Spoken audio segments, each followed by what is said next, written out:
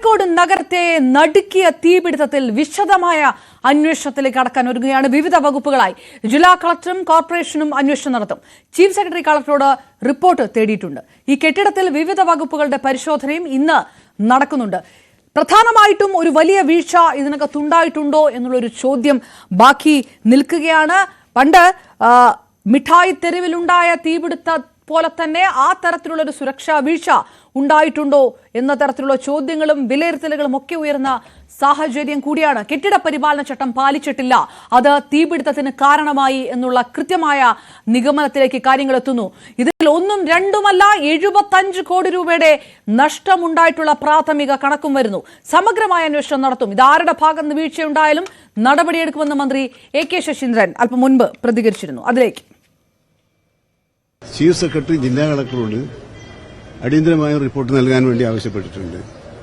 ജില്ലാ കളക്ടർ അതുമായി ബന്ധപ്പെട്ട് ഫയർഫോഴ്സ് തുടങ്ങിയ സേനാ വിഭാഗങ്ങളോട് അവർ കൂടുതൽ പറയാൻ വേണ്ടി പറഞ്ഞു. നഗരസഭയും ഇന്ന് വിദഗ്ധ സമിതി യോഗം ചേർന്ന് എന്തെങ്കിലും പാളിച്ചകളോ പോരായ്മകളോ ഉണ്ടായിട്ടുണ്ടോ എന്ന് പരിശോധിക്കുന്നുണ്ട്. അങ്ങനെ സർവ്വതല സ്പർശിയായ പരിശോധനകളിലൂടെ വീഴ്ചയുണ്ടെങ്കിൽ വീഴ്ച തിരുത്താനും വീഴ്ചയ്ക്ക് ഇടവരുത്തിയവർക്ക് ആരെങ്കിലും ഉണ്ടെങ്കിൽ അവരെ പേരിൽ നടപടിയെടുക്കാനും മനഃപൂർവ്വമായ എന്തെങ്കിലും സംഭവിച്ചിട്ടുണ്ടോ എന്നത് മറ്റൊരു തരത്തിലുള്ള പരിശോധനയും എല്ലാ തരത്തിലുമുള്ള രഹസ്യ പരസ്യ പരിശോധനകളിലൂടെയായിരിക്കും ഈ വിഷയത്തിൽ സർക്കാർ ഒരു അന്തിമ തീരുമാനമെടുക്കുക. നഗരത്തിലെ കെട്ടിടങ്ങളിൽ അടിയന്തരമായ ഫയർ ഓഡിറ്റ് നടത്തുമെന്നും മേയർ ബീന ഫിലിപ്പ് പറഞ്ഞു. വിഷയം ചർച്ച ചെയ്യാൻ കോർപ്പറേഷൻ സ്റ്റാൻഡിംഗ് കമ്മിറ്റി ഇന്ന് ചേരും. ഞങ്ങൾ ഉദ്യോഗസ്ഥ തലത്തിൽ ഇന്ന് സ്റ്റിയറിംഗ് കമ്മിറ്റി പ്രത്യേകമായി വെച്ചിട്ടുണ്ട്. അപ്പോൾ ആ തലത്തിലൊക്കെ എന്തെല്ലാം കാര്യങ്ങൾ നമുക്ക് ചെയ്യാൻ കഴിയും, നമ്മുടെ ഭാഗത്തുനിന്നുണ്ടായ കാര്യങ്ങൾ, അതിന്റെ കാരണങ്ങൾ, ഇതൊക്കെ കോർപ്പറേഷൻ തലത്തിൽ ഞങ്ങൾ ഇന്ന് അന്വേഷിക്കും. അതിനുശേഷമേ എന്ത് ചെയ്യണം എന്നതിനെക്കുറിച്ച് ചിന്തിക്കാനാവൂ. ഇത് നമുക്ക് ഒറ്റയ്ക്ക് ചെയ്യാൻ പറ്റുന്ന കാര്യങ്ങളല്ല. ഇതെല്ലാവർക്കും ഒരു പാഠമാകണം. ഇടയ്ക്കിടയ്ക്ക് ഉണ്ടാവുന്ന, പ്രത്യേകിച്ച് നമ്മുടെ പഴയ കെട്ടിടങ്ങളിൽ ഇടയ്ക്കിടയ്ക്ക് ഇങ്ങനെ തീപിടുത്തം ഉണ്ടാവുമ്പോൾ കൃത്യമായിട്ട് അതിന്റെ ശാസ്ത്രീയമായിട്ടുള്ള കാര്യങ്ങളെക്കുറിച്ച് നമുക്കൊരു അവബോധം ഉണ്ടാവുകയും അത് കർശനമായിട്ട് നടപ്പിലാക്കുകയും വേണമെന്ന് മാത്രമേ ഈ സമയത്ത് പറയാനുള്ളൂ. എല്ലാ കെട്ടിടത്തിലും ഫയർ ഓഡിറ്റിംഗ് ചെയ്യാനുള്ള ഒരു മുന്നറിയിപ്പ് കൂടിയാണ് വാസ്തവത്തിൽ ഇങ്ങനെ ഒരു സംഭവം. വിവരങ്ങളുമായി MS അനീഷ് കുമാർ ചേരുന്നു കോഴിക്കോട് നിന്ന്. അനീഷ്, എല്ലാ കാലത്തും ഏതെങ്കിലും ഒരു തരത്തിൽ തീപിടുത്ത ഭീഷണിയിൽ നിൽക്കുകയാണ് കോഴിക്കോട് നഗരം എന്ന് തന്നെ പറയേണ്ട സാഹചര്യം. അതിപ്പോൾ മിഠായി തെരുവാണെങ്കിലും മൊഫ്യൂസ് ആണെങ്കിലും ഇതൊന്നും ആദ്യത്തെ വിഷയമല്ല. ആളപായം ഉണ്ടാകുന്നില്ല എന്നത് മാറ്റി നിർത്തിയാൽ ഉണ്ടാകുന്ന നഷ്ടം ചെറുതല്ല. ഇപ്പോൾ ഈ 75 കോടി എന്ന് പറയുന്ന വലിയ ഒരു കണക്കൊക്കെ വരുമ്പോൾ കൃത്യമായി സുരക്ഷാ വീഴ്ചകൾ ഇതിനകത്ത് സംഭവിക്കുന്നുണ്ട്. അല്ലെങ്കിൽ ഇത്രയും ഏറെ മണിക്കൂറുകൾ തീപിടുത്തം നീണ്ടുപോകുമ്പോൾ ഇത് നിയന്ത്രിക്കാൻ കഴിയുന്നില്ല. ഇതൊക്കെ പ്രാഥമിക നിഗമനമായി, പ്രാഥമിക വിലയിരുത്തലായി കണ്ടുകൊണ്ടുള്ളൊരു പരിശോധനയിലേക്കാണോ കടക്കുന്നത്? ഈ മിനിറ്റിൽ വരുന്ന ഏറ്റവും പുതിയ കണക്കുകൾ എങ്ങനെയാണ്? ഒരുപാട് പ്രശ്നങ്ങൾ ഇതിന് പിന്നിലുണ്ട്. പ്രത്യേകിച്ചും എന്താണ് തീപിടുത്തത്തിലേക്ക് നയിച്ച കാരണം എന്നത് സംബന്ധിച്ച പരിശോധനകൾ ഇനിയും നടത്തേണ്ടതുണ്ട്. അത് ഈ കേവലം ഒരു അപകടം അല്ലെങ്കിൽ ഷോർട്ട് സർക്യൂട്ട് എന്ന രീതിയിൽ മാത്രമാണോ കാര്യങ്ങൾ ഉണ്ടായതെന്ന പരിശോധന വേണ്ടിവരും. മറ്റെന്തെങ്കിലും കാര്യങ്ങൾ ഈ തീപിടുത്തത്തിന് പിന്നിലുണ്ടോ എന്നതിനെ കുറിച്ചുള്ള ഒരു പരിശോധന വേണ്ടിവരും എന്ന രീതിയിൽ തന്നെയാണ് പോലീസ് പറയുന്നത്. അതുകൊണ്ട് അതിന്റെ എല്ലാ വശങ്ങളും ഈ ഘട്ടത്തിൽ പരിശോധിക്കേണ്ട ഒരു സാഹചര്യത്തിലേക്കാണ് കാര്യങ്ങൾ നീങ്ങുന്നത്. ഒപ്പം ഒരു തീപിടുത്തം ഉണ്ടായപ്പോൾ എന്തുകൊണ്ട് അത് തടയാൻ കഴിഞ്ഞില്ല? ഏതാണ്ട് 4-5 മണിക്കൂറോളം 30 യൂണിറ്റ് ഫയർഫോഴ്സ് വാഹനങ്ങൾ പണിയെടുത്തിട്ടും എന്തുകൊണ്ട് ആ തീപിടുത്തം നിയന്ത്രണ വിധേയമാക്കാൻ കഴിഞ്ഞില്ല എന്ന ഒരു വലിയ ചോദ്യം ഉയരുന്നുണ്ട്.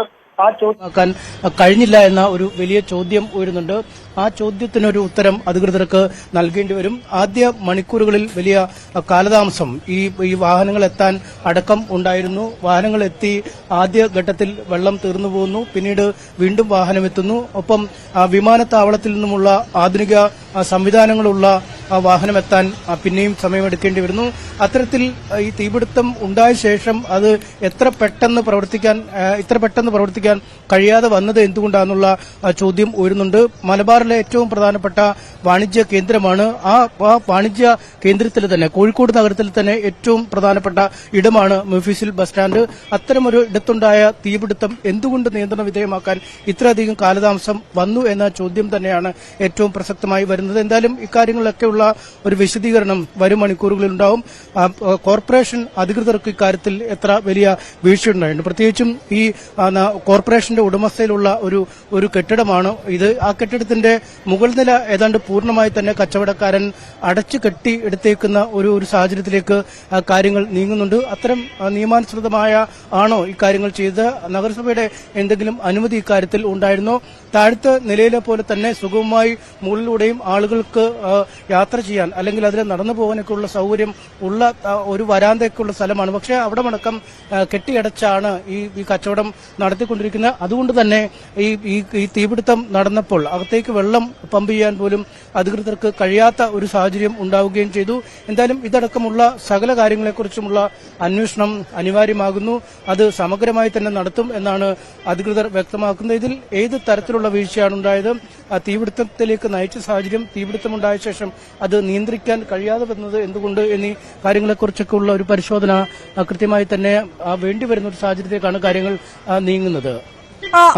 അനീഷ്, ഞാൻ തിരികെ എത്താം. ഇപ്പോൾ വരുന്ന മറ്റൊരു വിവരം എന്ന് പറയുന്നത് ഈ തുണിക്കടയിൽ ഉണ്ടായിട്ടുള്ള തീപിടുത്തം ഒപ്പം കാലിക്കറ്റ് ടെക്സ്റ്റൈൽസ് ഉടമയ്ക്ക് കുത്തേറ്റതും തമ്മിൽ ബന്ധമുണ്ടോ എന്നുകൂടി പോലീസ് പരിശോധിക്കുന്നു എന്ന വിവരമാണ്. ഒരു മാസം മുൻപാണ് ഉടമ മുകുന്ദന് കുത്തേറ്റത്. വ്യാപാര പങ്കാളിയായിരുന്ന പ്രതി നിലവിൽ റിമാൻഡിലാണ്. ബിസിനസ് തർക്കമാണ് കത്തിക്കുത്തിൽ കലാശിച്ചത്.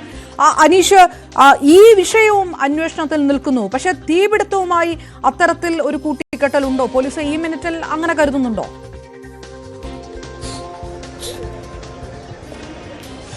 അപർണ, ഏറ്റവും നിർണായകമായ ഒരു കാര്യം തന്നെയാണ് അത്. കാരണം കേവലം ഒരു മാസം മുമ്പ് ഈ സ്ഥാപനത്തിന്റെ ഉടമയ്ക്ക് കുത്തേറ്റു എന്ന വിവരമാണ് നമുക്ക് പങ്കുവെക്കാനുള്ളത്. ആ കേസുമായി ബന്ധപ്പെട്ട് ഇദ്ദേഹത്തിന്റെ വ്യാപാര പങ്കാളി ഇപ്പോൾ റിമാൻഡിൽ കഴിയുന്ന ഒരു സാഹചര്യമുണ്ട്. ഇരുവരും തമ്മിൽ നിരവധി ഇടപാടുകൾ കോഴിക്കോട് നഗരത്തിൽ നടന്നിരുന്നു എന്നാണ് മനസ്സിലാക്കാൻ കഴിയുന്നത്. അതിൽ ഈ ബേബി മെമ്മോറിയൽ ആശുപത്രിക്ക് സമീപമുള്ള ഒരു വസ്തുവുമായി ബന്ധപ്പെട്ട് തർക്കമുണ്ടായിരുന്നു. ഇതേ തുടർന്ന് ഈ ഒരു വിഭാഗം, അതായത് മുകുന്ദനുമായി ബന്ധപ്പെട്ട ആളുകൾ ആ കെട്ടിടം മണ്ണുമാന്തി യന്ത്രം ഉപയോഗിച്ച് നീക്കം ചെയ്തുവെന്ന് അറിയാൻ കഴിയുന്നു. ഇതിനുശേഷം പിന്നീട് നഗരത്തിൽ തന്നെയുള്ള മറ്റൊരു കെട്ടിടത്തിൽ വെച്ച് ഇരുവരും തമ്മിൽ വീണ്ടും ഒരു സംഘർഷത്തിലേക്ക് കാര്യങ്ങൾ നീങ്ങുന്നു. ഇതേ തുടർന്ന് മുകുന്ദനെ കുത്തേൽക്കുന്ന ഒരു സാഹചര്യം ഉണ്ടാകുകയും മുകുന്ദനെ ആശുപത്രി പ്രവേശിപ്പിക്കുകയും ചെയ്തു. തുടർന്ന് ഈ പ്രകാശൻ എന്ന മുകുന്ദന്റെ വ്യാപാര പങ്കാളിയെ പോലീസ് അറസ്റ്റ് ചെയ്യുകയും അയാൾ ഇപ്പോൾ റിമാൻഡിൽ കഴിയുന്ന ഒരു സാഹചര്യവുമുണ്ട്. അതുകൊണ്ട് ഈ സംഭവത്തിന് ഈ തീപിടുത്തവുമായി ബന്ധമുണ്ടോ എന്നതിനെക്കുറിച്ച് കൃത്യമായ ഒരു വിവരം ലഭ്യമല്ലെങ്കിൽ പോലും അന്വേഷണ പരിധിയിൽ വരുന്ന ഒരുപാട് കാര്യങ്ങളിൽ ഒന്നായി ഇക്കാര്യവും വരും എന്നാണ് നമുക്ക് ഈ ഘട്ടത്തിൽ അറിയാൻ കഴിയുന്നത്. പോലീസിൽ നിന്ന് ലഭിക്കുന്ന വിവരവും ഏതാണ്ട് അത്തരത്തിൽ തന്നെയാണ്. കാരണം ഒറ്റ മാസം മുമ്പാണ്, ഏതാണ്ട് 25 ദിവസം മുമ്പാണ് മുകുന്ദന് കുത്തേൽക്കുന്നത്. അതിന് ശേഷം നിരവധി സംഭവങ്ങൾ ഉണ്ടാവുന്നു. നേരത്തെ കോവിഡ് കാലത്തിന് ശേഷം വലിയ സാമ്പത്തിക പ്രതിസന്ധിയിലൂടെ മുകുന്ദൻ കടന്നുപോയ ഒരു സമയമുണ്ട്. ഇതിനുശേഷമാണ് പിന്നീട് ഈ പ്രകാശനുമായി കൂടുതൽ ഇടപാടുകൾ നടത്തുന്നത്. പ്രകാശനും മുകുന്ദനും തമ്മിൽ ഈ കോഴിക്കോട് നഗരത്തിൽ ഒരുപാട് സ്ഥല കച്ചവടം അല്ലെങ്കിൽ സ്ഥലങ്ങൾ വാങ്ങുകയും രണ്ടുപേരുടെയും പേരിൽ ആക്കുകയും ചെയ്യുന്ന സംഭവങ്ങളൊക്കെ ഉണ്ടായിരുന്നു. പക്ഷേ പിന്നീട് ഈ കാലിക്കറ്റ് ടെക്സ്റ്റൈൽസിന്റെ അടക്കം ഉടമസ്ഥാവകാശത്തെ ചൊല്ലി ചില തർക്കങ്ങൾ അല്ലെങ്കിൽ ഇതിന്റെ നടത്തിപ്പുമായി ബന്ധപ്പെട്ട് ചില തർക്കങ്ങൾ ഉണ്ടായിരുന്നു എന്ന വിവരങ്ങളാണ് നമുക്ക് ലഭിക്കുന്നത്. ഇതിനുശേഷമാണ് ഇരുവരും തമ്മിൽ ഈ സംഘർഷത്തിൽ ഏർപ്പെടുകയും മുകുന്ദന് കുത്തേൽക്കുന്ന ഒരു സാഹചര്യം ഉണ്ടായത്. തുടർന്ന് പ്രകാശനെ പോലീസ് അറസ്റ്റ് ചെയ്യുകയും റിമാൻഡിൽ കഴിയുകയും ചെയ്യുന്ന ഒരു സാഹചര്യവുമുണ്ട്. എന്തായാലും ഒരു തീപിടുത്തം ഉണ്ടാകുമ്പോൾ അതിന് മുമ്പായി തന്നെ ഇത്തരം ചില അസ്വാഭാവികമായ സംഭവങ്ങൾ ഉണ്ടായിരിക്കുന്നു എന്നത് ഇപ്പോൾ പോലീസിന്റെ ശ്രദ്ധയിൽപ്പെട്ടിട്ടുമുണ്ട്. എന്തായാലും ഇതാണോ ഈ കൃത്യത്തിലേക്ക് നയിച്ചത് അല്ലെങ്കിൽ ഇത്തരം ദുരൂഹതകളുണ്ടോ എന്നതിനെക്കുറിച്ച് നമുക്ക് ഈ ഘട്ടത്തിൽ പറയാൻ കഴിയില്ല എങ്കിൽ പോലും ഇത്തരമൊരു അസ്വാഭാവികമായ സംഭവം ഇവിടെ ഉണ്ടായിട്ടുണ്ട് എന്നതാണ് ഏറെ ശ്രദ്ധേയം. അപർണ.